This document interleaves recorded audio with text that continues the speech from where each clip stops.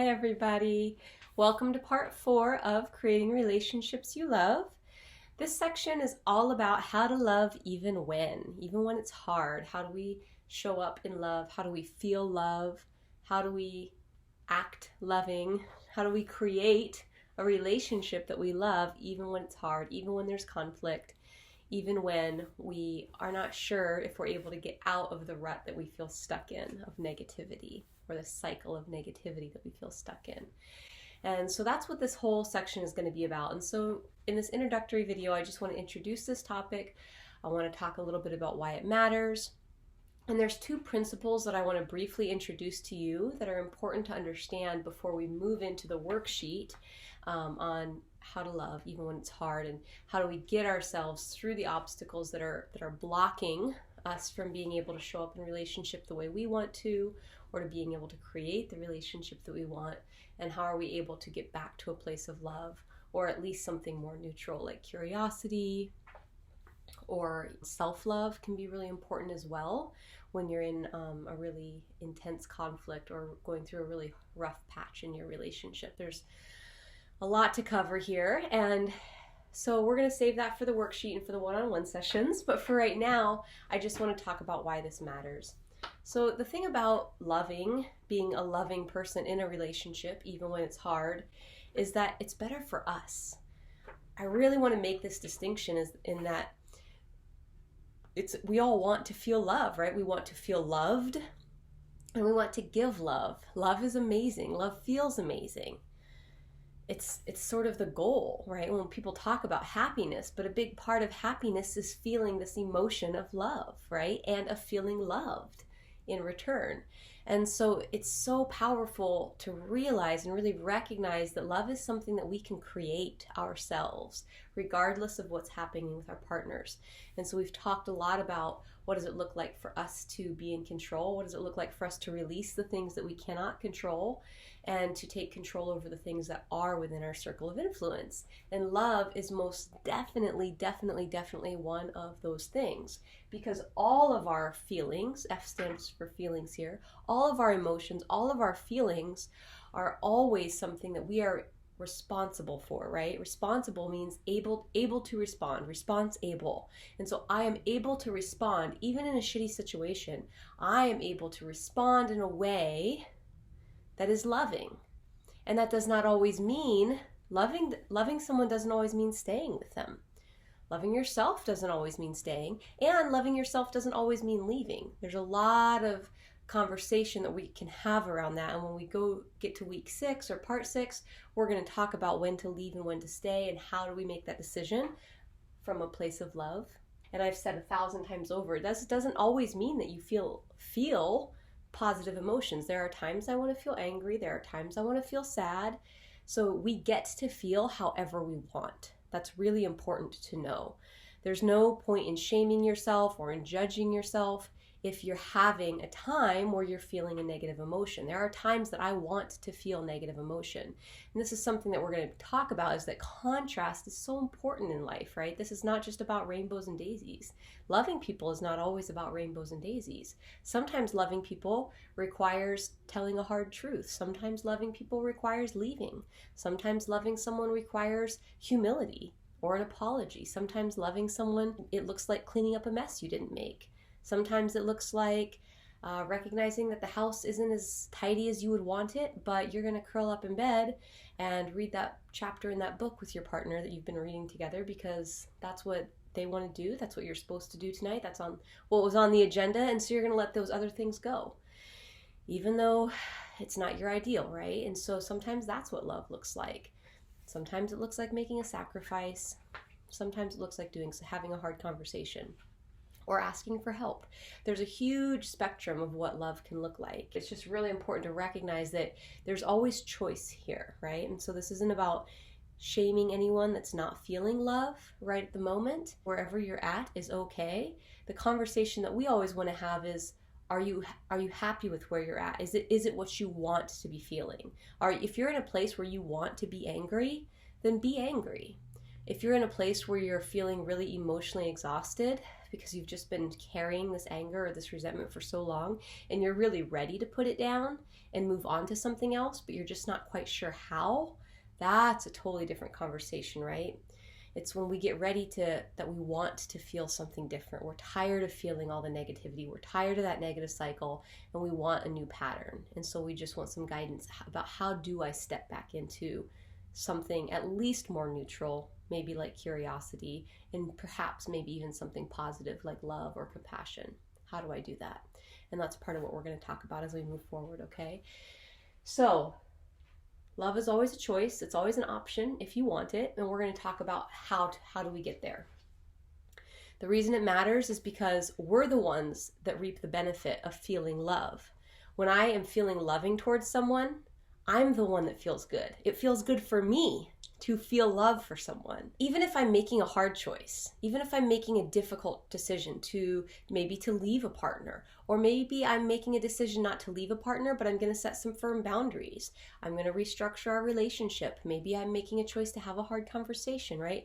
Whatever it might be, it feels so much better to make a decision from a place of love than from anger or fear. It just feels better for me to say, wow, to my brother or to a coworker or whoever it might be, to say, wow, I love you so much and I really wish you all the best. I want you to have everything you want in your life and to be so happy, and we're not going to talk for a while, right? So I'm going to ask that you don't call me, and if you do, I'm not going to answer the phone, okay? So don't be surprised. I love you. Good luck with everything. This is my boundary, right? Because that's what I need. That's what it looks like for me to love myself. And maybe that's what it looks like for me to love you too. Because with that physical space or that emotional space, I'm able to love you so much more freely. But when we're in contact all the time and you're telling me about how much you're judging my lifestyle or my choice in where I live or the job that I have or whatever it might be that you guys are having conflict over, maybe for you, having that emotional space, it just makes it easy for you to be kind. And so sometimes drawing boundaries is a really key component of being able to love someone. People who are boundary-less, who have difficulty saying no, are some of the most resentful people I know. When we get really good at saying no, at drawing boundaries, at taking the space that we need without feeling guilt, we can do it from a place of total love for ourselves and love for someone else. So I invite you to go watch my video on love versus manipulation on my YouTube channel if you haven't watched that yet, and we talk a little bit more about that too. So it's important to understand that it's for us that we love. Love feels better for me. It's a decision I make, and it's always available to me. And when I make hard decisions from a place of love, I have fired people. When I used to be a manager, I fired people. And I let them go totally from a place of love, knowing that it was best for them. They were not a good fit for the job. They were struggling. They were unhappy. I could see that. And it wasn't best for the company. It wasn't best for that position. The job wasn't getting done right. So all around, firing that person was the most loving thing I could do, to let them go and find something that was a better fit for them, to where they could be happy. That was totally done from a place of love. I could have done it out of anger. You're just not doing the job right and you're no good at this. I could have done it from all that other emotion. But why? I would rather get into love and do it from that place. It felt better for me. It felt better for them. The entire experience was a much more loving experience. We are the ones that are either nurtured or poisoned by the emotional lives that we choose to live. We have control over it. It is a choice. Love feels amazing. It's always the best option. It's always available, even when things are hard. The other thing I want to say, there's two things that are important to understand before we jump into these worksheets as well. One is a principle I'm going to call lovability, and the other is understanding what unconditional love means. So I talked a little bit about that again just now, that love is not always rainbows and daisies, right? Loving someone unconditionally means that I can feel the emotion of love even when I'm firing them. So the C stands for circumstance. The circumstance might be that I have to fire someone, or the circumstances might be a quote unquote negative experience, right? A negative circumstance. But even when my partner is disappointing me, even when they're not fulfilling my expectations, even when a employee is not doing their job right, even when someone is being human, even when someone falls short of human decency, even when someone is rude, even when someone is whatever, fill in the blank. Whatever they are being or doing is irrelevant to the emotion that you are feeling. You are choosing that emotion. And so you get to choose whatever emotion you want. And there's no shame in it. If you want to choose anger, if you want to choose shame, if you want to choose resentment, if you want to choose curiosity, if you want to choose love. Here's the cool thing I want you to know about love. So C stands for circumstance. A circumstance is a neutral event. It's just a fact. The thoughts that we think are what create our feelings. So when we choose loving thoughts, we feel the emotion of love. When we feel the emotion of love, A stands for action. Love is also an action. Love is something that you do, right?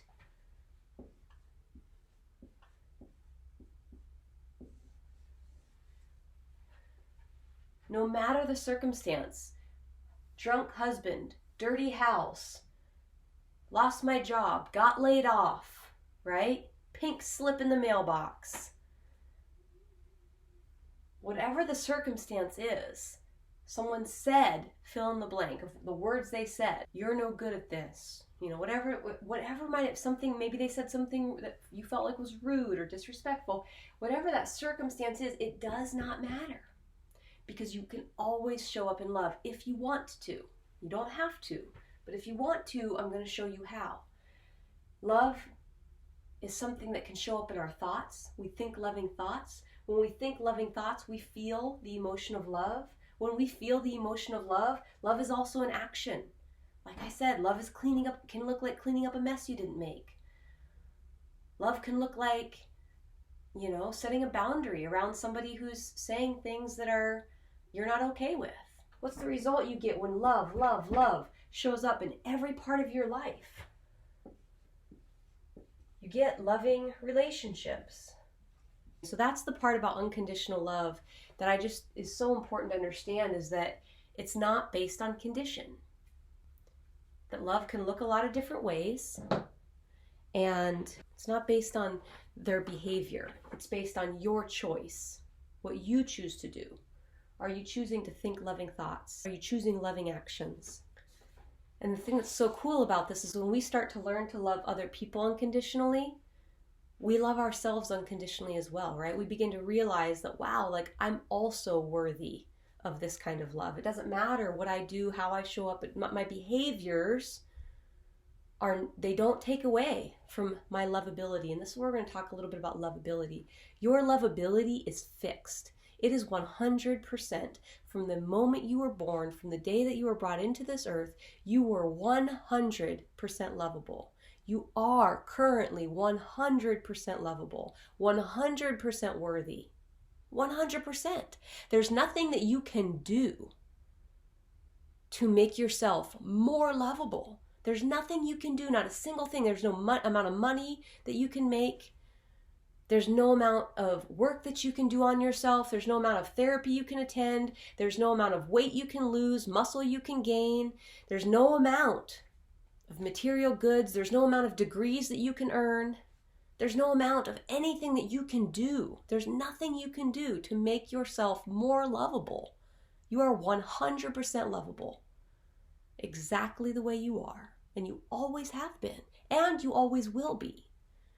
There's nothing you can do to make it less, and there's nothing you can do to make it more. All the things we do in our lives, the going back to school, earning a degree, having kids, making money, paying off our debt, losing weight, gaining muscle, whatever it is, anything that we do, whatever goals we might have for our lives, traveling the world, having all these experiences, taking pictures, building businesses, becoming a doctor, saving lives, helping someone figure out how to budget, helping someone figure out, how to help their kids through an addiction, whatever it is that we might do, none of those things make us better people, quote unquote. They don't make us more lovable. We think they make us better people and we're more lovable, we're more worthy of love because of those things. And that's not true.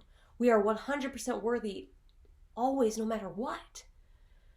It is part of being human. It is a part of just because you are a human on this earth, you are lovable. You are worthy of love. Those things, we do them because we want to. We do them because it feels good for us. We do them because there might be a result that we want. There just might be a certain kind of life that we want to live, and that's okay. But it has nothing to do with our worth. It has nothing to do with our lovability. That is fixed. And the thing that's so important is once we realize that this is true for us, we realize it's also true for someone else. So my partner, my coworker, my ex, my kids, my parents, my friends, the homeless people that I pick up on the street when I go to work, they're all the same. They are all 100% lovable. They're all 100% worthy because they are human. We don't have to hustle for our worth. We don't have to hustle for our love, but nobody else does either. If somebody does not love me, that has nothing to do with me. Lovability is about their ability, not mine. Lovability is about that other person's ability to love me. You know, parents love their children, but they don't all. There are some who don't love their children. Why? Is it because the child is not lovable? No. Even if their behaviors aren't ideal, they're still lovable. It's about the parent's capacity. Some parents have a higher capacity to love than others. And it's the same for partners. Some partners have a higher capacity to be able to love, to choose love, even when it's hard, as a value. Some people have a higher capacity to choose loving thoughts, to choose loving actions, even in the face of situations that are not ideal. It's a skill. It doesn't just come naturally. Our brains have 60,000 thoughts a day. 80% of them are negative. And so this is a skill that we learn, okay? And I'm going to teach you this as we move through the year together. But love is a choice. It's something that sometimes we feel seemingly spontaneously, but it's never spontaneous. It's always because there's a thought that you're thinking that creates that feeling of love. Wow, they love me. They did this thing. That was so sweet. I really liked that. She's beautiful. She's kind. She's smart. She's sexy. He's so thoughtful.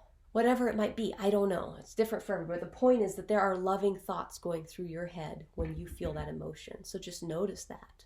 And it's the same with negative. If you're having a negative feeling, it's because you're having a negative thought. The reason we choose to learn the skill is because it feels better for us. It feels better for me to make a decision from a place of love than from a place of anger. I'm the one who is either nurtured by my love or poisoned by my resentment. I'm the one. It's like that quote about, sitting in resentment of somebody or hating on somebody or being angry at somebody. It's like drinking poison hoping that they will get sick and die, right? It's like we are the ones that feel and are impacted by our emotional lives. And so again, you always get the choice about which emotion you want to be in. And this is not about shaming, ever. There are times that it's appropriate to feel sad or to feel grief or to even feel anger. That's okay. But I'm inviting you to not get stuck there, because eventually we reach a point of emotional exhaustion and burnout. And you plug in a negative feelings here, and if you stay in those negative feelings for a long time, you will begin to see what happens. It impacts your actions. It impacts the way you show up in the world, and that impacts the results you get. So those negative emotions over time create negative results in our own bodies and in our own lives. So that's the reason that this matters, because it doesn't feel good to be stuck in shame or jealousy or whatever else it might be. So I want to invite you to learn how to move into a more positive emotion like love, even when things are not ideal. But you need to understand, in order to do that, those two principles about lovability, that your lovability is 100%, it's fixed. And the only reason that you're not being loved by another person is because of their capacity to love. And this idea of unconditional love, that love is always available. And it doesn't mean staying. It doesn't mean being a doormat. Love oftentimes comes with boundaries. Love means truth, telling hard truths to yourselves and other people. Love means respect. And sometimes it means flowers and candies and riding bikes by the beach, but sometimes it means hard. Sometimes love can be a hard quality, but it's always worth showing up for. Love can be a thought, love can be a feeling, love can be an action, and for sure, love can be a result that you get when you practice it in all these other areas of your life. You will end up with loving relationships. Okay, download the worksheet and I'll see you in the next video, and we're going to get started on creating relationships you love by choosing to love even when it's hard. And how do we do that? All right, I'll see you in there.